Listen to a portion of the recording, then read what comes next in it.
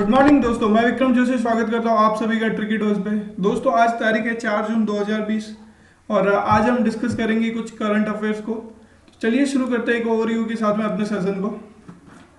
सबसे पहले हम बात करेंगे आज के इम्पोर्टेंट डे के बारे में। उसके बाद में किरण रिजिजू जी ने इनॉग्रेट किया है खेलो इंडिया ई पाठशाला प्रोग्राम को।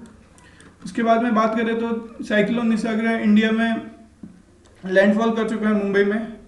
उसके बाद में देखें तो इंडिया को री इलेक्ट किया जाएगा नॉन परमानेंट मेंबर यूएन के सिक्योरिटी काउंसिल में। और उसके बाद में बात करें तो सी टैप लॉन्च किया डब्ल्यूएचओ के द्वारा कोविड-19 टेक्नोलॉजी एक्सेस पूल। और उसके बाद में बात करें तो यूएस प्रेसिडेंट डोनाल्ड ट्रंप जी ने अपने मित्र नरेंद्र मोदी जी को G7 समिट के लिए इनवाइट किया है। और उसके बाद बात करें तो कुछ अपॉइंटमेंट और क्विक न्यूज है उनको डिस्कस करेंगे। तो बढ़ते हैं अपने सबसे पहले इम्पोर्टेंट डे के बारे में जानेंगे। इंपॉर्टेंट डे की बात करें तो international day of innocent children victims of aggression. दोस्तों ये मनाया जाता है 4 जून को हर साल। और जो इनोसेंट चिल्ड्रंस होते हैं और वो विक्टिम बनते हैं फैमिली या फिर बाहर लोगों के अग्रेशन के, उनके रिकॉग्नाइजेशन के लिए मनाया जाता है।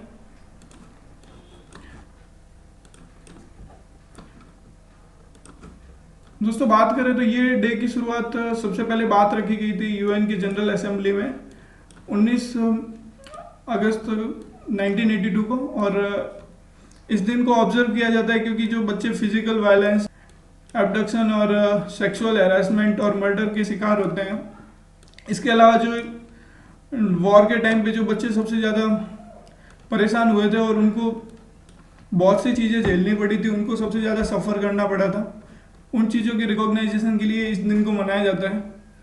और यूएन की बात करें तो यूएन फिर उसके बाद में कमिटेड हुआ और सारी कंट्रीज साथ में आगे हर साल 4 जून को ये दिन मनाया जाता है उन चिल्ड्रन विक्टिम्स के लिए। और कोशिश की जाती है कि आगे से कोई बच्चा इसका शिकार ना हो, इस तरीके से समस्याएं ना झेले। उसके बाद में चलिए बात करते हैं आज की न्यूज़ के बारे में। दोस्तों union minister of youth affairs और स्पोर्ट्स के किरण रिजिजू जी ने खेलो इंडिया ई पाठशाला प्रोग्राम लॉन्च किया। और इस प्रोग्राम की बात करें तो ये स्पोर्ट्स अथॉरिटी ऑफ इंडिया और नेशनल स्पोर्टिंग फेडरेशन के कोलैबोरेशन में लॉन्च किया गया है। और इसमें बात करें तो ये फर्स्ट नेशनल लेवल प्लेटफॉर्म होगा जहाँ पे ऑनलाइन कोचिंग दी जाएगी और ग्रास रूट लेवल के जो एथलीट है अक्रॉस इंडिया उन सभी को एक प्लेटफॉर्म पे कोचिंग दी जाएगी और उनको टेक्निकल स्किल्स को बढ़ाया जाएगा, उनकी टेक्निकल स्किल्स को इम्प्रूव किया जाएगा। और इस पर जो नेशनल और इंटरनेशनल लेवल के जो कोच हैं वो सब अपनी अपनी कोचिंग और ट्रेनिंग देंगे। इससे दोस्तों इनका कहना है कि एक स्पोर्ट्स इंडस्ट्री में बढ़ावा मिलेगा और इंडिया को जो स्पोर्ट्स चैंपियन है जो नेशनल लेवल के, इंटरनेशनल लेवल के, वो सब यहाँ से मिलेंगे। दोस्तों बढ़ते हैं अगली न्यूज़ की तरफ। साइक्लोन निसर्ग मुंबई के अलीबाग में लैंडफॉल कर चुका है और इसकी स्पीड बताई जा रही है 110 से 120 किलोमीटर पर आवर। और सीवियर साइक्लोनिक स्टॉर्म के क्राइटेरिया में इसको डाल दिया गया है। 17 इंडिगो की फ्लाइटें कैंसिल हो चुकी है मुंबई से जाने वाली। साइक्लोन्स का नाम कैसे दिया जाता है उसके बारे में जानेंगे।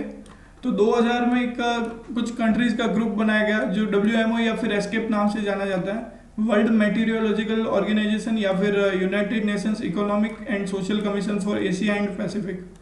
इसमें 8 देश थे, Bangladesh, India, Maldives, Myanmar, Oman, Pakistan, Sri Lanka और थाईलैंड।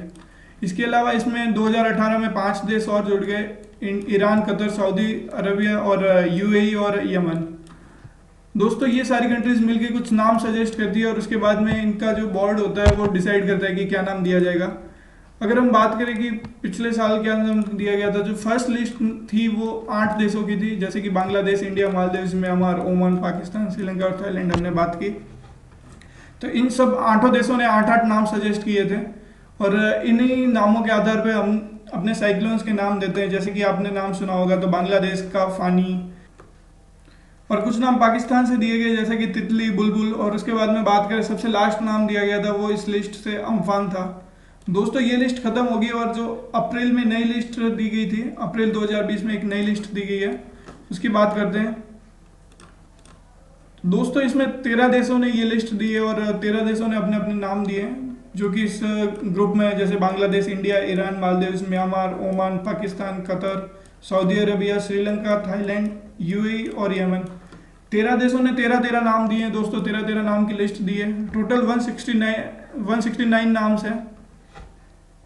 बात करें तो सबसे पहला नाम सिलेक्ट किया गया है निसर्ग का, जो बांग्लादेश द्वारा दिया गया है। जैसे कि इंडिया ने अपने दिए गति, तेज, मुरासू, आग, व्योम, जल, फोबो, नीर, गुड़नी, अम्बुद, जल्दी, वेगा, ये सब नाम दिए गए इंडिया के द्वारा।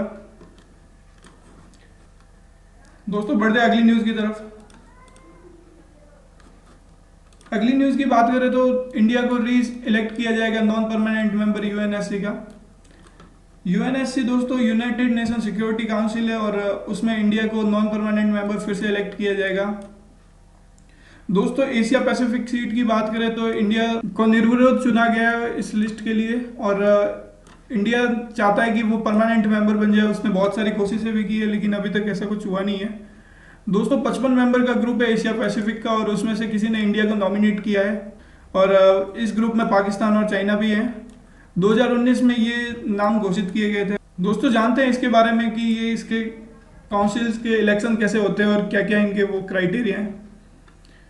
तो दोस्तों बात करें तो यूएनएससी के 15 सीटें होती है, जिसमें से 5 परमानेंट मेंबर है यूएनएससी के। जैसे कि आपको पता ही है, यूएस, यूके, रशिया, चाइना और फ्रांस, ये सब परमानेंट मेंबर है, और 10 नॉन परमानेंट मेंबर होते हैं जो कि अलग अलग जोन से चुने जाते हैं यूएन की जनरल असेंबली में। अगर इंडिया की बात करें तो इंडिया भी बहुत बार चुना जा चुका है इसका नॉन परमानेंट मेंबर, जैसे कि 50, 51, 67, 68, 1972, 73, 1977, 78, 1984, 85 और 1991, 92, और लास्ट बात करें तो 2011, 12 में भी चुना गया था, और इस बार फिर से 21-22 के लिए चुना जाएगा। और हम बात करें कि ये इलेक्शन होते कैसे है, तो जो यूएनएससी के जो सारे मेंबर्स है यूएन की जनरल असेंबली में, सारे 193 मेंबर्स आके कास्टिंग अपने वोट कास्ट करते हैं एक सीक्रेट बैलेट पेपर पर, और इस तरीके से इलेक्शन होते हैं और नॉन परमानेंट मेंबर चुने जाते हैं। वैसे इंडिया निर्विरोध चुना जाएगा, जैसा कि आप सभी को मैंने बताया। बढ़ते अगली न्यूज़ की तरफ। सीटअप नाम से एक प्लेटफॉर्म लॉन्च किया गया डब्ल्यूएचओ के द्वारा। सीटअप की बात करें तो कोविड-19 टेक्नोलॉजी एक्सेस पूल है ये, और इस पर जो सारे जो टेस्ट किए जाएंगे, वैक्सीन, ट्रीटमेंट और जो भी कोविड-19 से रिलेटेड इंफॉर्मेशन होगी वो अपलोड की जाएगी सभी देशों के द्वारा। और अभी 30 देशों के सपोर्ट के साथ में इस इनिशिएटिव को लॉन्च किया गया, और ये आइडिया दिया गया था कोस्टा रिका के प्रेसिडेंट कार्लोस अल्वार्डो के द्वारा मार्च 2020 में। बढ़ते हैं दोस्तों अगली न्यूज़ की तरफ। Indian prime minister Narendra Modi ji को यूएस प्रेसिडेंट डोनाल्ड ट्रंप के द्वारा इनवाइट किया गया G7 मीटअप के लिए। दोस्तों दोनों की दोस्ती काफ़ी अच्छी है वैसे, और इन्होंने 40 मिनट की वीडियो कॉन्फ्रेंसिंग पे बात की, और इंडिया चाइना बॉर्डर के स्टैंड ऑफ पे भी बात करने की बात की है, और डब्ल्यूएचओ के रिफॉर्म के भी बात की है इन्होंने।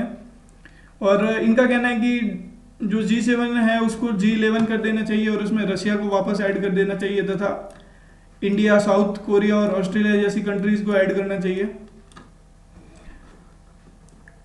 दोस्तों बढ़ते हैं अगली न्यूज़ की तरफ। अगली न्यूज़ दोस्तों कुछ क्विक न्यूज़ है, उनके बारे में बात करेंगे।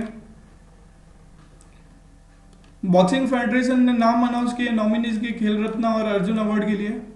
तो बॉक्सिंग फेडरेशन के द्वारा सिल्वर मेडलिस्ट अमित फंगल और विकास कृष्ण को राजीव गांधी खेल रत्न पुरस्कार के लिए नॉमिनेट किया गया। और बात करें अगर अर्जुन अवार्ड की, तो मनीष कौशिक जो 63 केजी वेट में खेलते हैं, और लवलीना बोरगिना को 69 केजी वेट के लिए खेलती है, और सिमरजीत कौर की बात करें तो ये भी 64 केजी वेट के लिए खेलती है। इन तीनों को अर्जुन अवार्ड के लिए नॉमिनेट किया गया। बढ़ते अगली क्विक न्यूज की तरफ। इंडियन एनर्जी एक्सचेंज ने लॉन्च की है रियल टाइम इलेक्ट्रिसिटी मार्केट। दोस्तों रियल टाइम इलेक्ट्रिसिटी मार्केट की बात करें तो union power minister R K. Singh ji द्वारा एक फॉर्मली लॉन्च किया गया एक प्लेटफॉर्म, जिस पर कंज्यूमर्स को अलाउ होगा कि वो पावर सप्लाई से जस्ट 1 घंटे पहले भी इलेक्ट्रिसिटी को खरीद सकते हैं तथा उसकी ट्रेडिंग कर सकते हैं, और ये सीधा एक्सचेंज पर जाके उसकी डिलीवरी के 1 आवर पहले ही ये डिस्ट्रीब्यूशन कंपनी से डील्स कर सकते हैं। बढ़ जाए अगली न्यूज की तरफ। दोस्तों फॉर्मर यूनियन मिनिस्टर और सोशल वर्कर पी नामग्याल जी का निधन हो गया है, उनके बारे में बात करेंगे। दोस्तों इन्होंने minister of state for parliamentary affairs और सरफेस ट्रांसपोर्ट और केमिकल और पेट्रोकेमिकल के रूप में काम किया हुआ है और ये एग्रीकल्चरिस्ट और सोशल वर्कर भी रहे हुए हैं। दोस्तों बढ़ते अगली न्यूज़ की तरफ।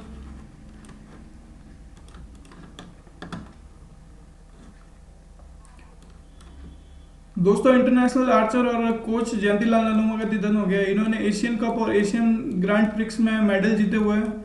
इंडिविजुअल और टीम आर्चरी में 2010 में इनको मेडल मिले थे और इन्होंने स्टेट लेवल पर Maharana Pratap state sports award जीता हुआ है और ये सर्व कर रहे थे डिस्ट्रिक्ट स्पोर्ट ऑफिसर के रूप में डूंगरपुर में।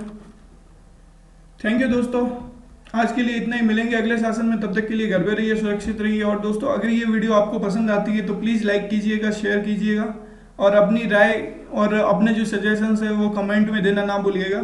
थैंक यू दोस्तों।